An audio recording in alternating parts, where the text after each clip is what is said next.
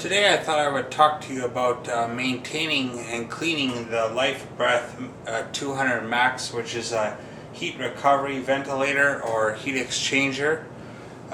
Basically, it's actually very simple. The first step you would do to clean the large debris would be to open the unit itself.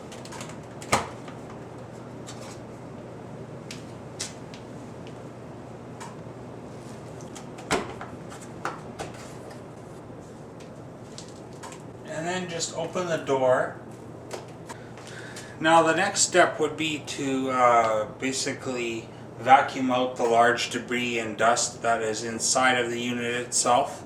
You can also vacuum off the filters that you see here.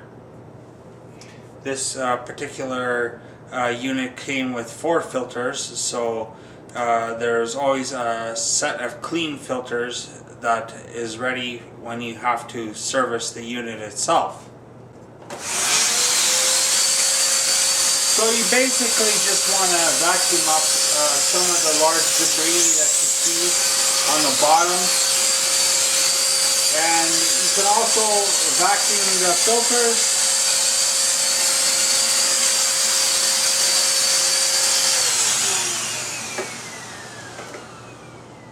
And when you vacuum the filters, that's just basically to clean off some of the debris that is visible, because you can wash these filters. They're washable, and you can wash them in hot soap and water or warm soap and water and then let them dry. I have 2 clean filters here, as you can see, ready to be put in. Those clean filters will be put in once the unit is clean. Once you've vacuumed up the large debris, like I just showed you how to do, you basically just vacuum all the flat surfaces or wherever you see dirt. The next step you're going to want to do is just take a pail of warm water with a rag, and then you don't want to use soap because that can leave a residue. And then basically all you do is wring out the rag and then just wipe down the unit itself. You want to wipe down the condensation trays, the trays at the bottom of the unit, and this could be different for depending on the unit that you have. And you just basically want to get rid of all the dirt. There's a little bit of ice in there right now because it is winter. And you just want to wipe away the dirt, because this unit is like the lungs of your house as far as ventilation goes, and you don't want dirt in your lungs. And as you can see here, the condensation tray is pretty clean, and you want to clean everything else the same way too.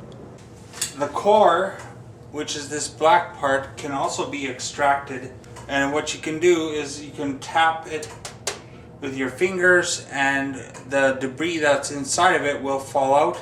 And you can also vacuum around all 4 sides to get rid of most of the debris.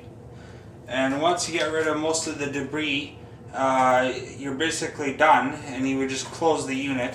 Now the very last 2 steps would be to clean the interior and exterior vents. If you're on the outside of your house, there will be 2 vents, and one of them isn't as big of a concern as the other one. One of them has a mesh on it, and you want to make sure that there's no dust covering it, or like almost like a spider web covering it. You want to make sure that's cleaned off, and what you can do is take a toothbrush, an old toothbrush, and just kind of sweep back and forth, and it'll remove the debris off of the vent. The other one is an exhaust, so it blows out, so there shouldn't be anything covering it. But you still want to check it that it's free of debris and things like that.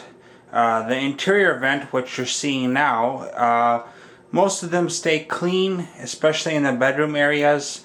The only ones that tend to get dirty are the ones in the high humidity areas, like the kitchen and the bathroom. When you take a shower or when you cook a meal, there's a lot of humidity, and that creates moisture, and the moisture sits on the vent, and it can get covered in either grease if you're in the kitchen, cooking grease, or if you're in the bathroom taking a shower, it can get covered in dust. So that's pretty much it for maintaining a heat recovery ventilator or heat exchanger. Hopefully you found this video helpful. Subscribe or visit my channel.